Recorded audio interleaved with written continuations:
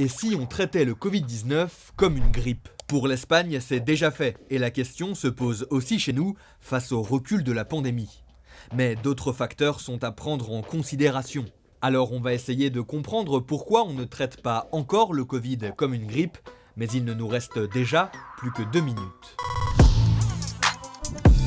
Pour commencer, rappelons une base importante. Le Covid, ce n'est pas juste une grosse grippe.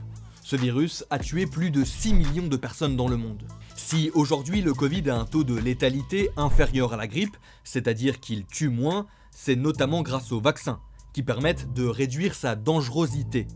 Plus de 2 ans après le début de cette pandémie, la situation est bien plus gérable. We know that COVID-19 spreads fast and we know that it's deadly. Maintenant, les infections et la mortalité à cause du Covid-19 reculent. Ça pousse des pays à modifier leur gestion de la maladie. Par exemple, l'Espagne considère désormais le Covid comme la grippe. Concrètement, les personnes infectées, sans symptômes ou avec de légers symptômes, ne sont plus obligées de s'isoler ni de se tester.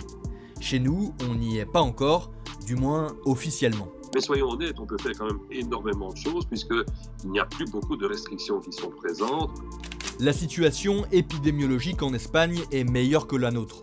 Chez nous, même s'il n'y a pas de raison de s'inquiéter outre mesure, il faut encore rester vigilant. Surtout à cause du sous-variant d'Omicron, le BA2, particulièrement transmissible. Et puis pour que la pandémie prenne vraiment fin, il faudrait que des instances internationales décrètent la phase endémique du Covid-19.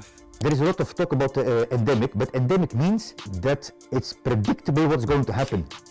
Chez nous, les experts estiment qu'il est encore trop tôt pour que le Covid-19 passe en phase endémique et soit considéré comme la grippe. Certains estiment même que le Covid pourrait nous servir de leçon pour être plus précautionneux à l'avenir avec toutes les infections respiratoires.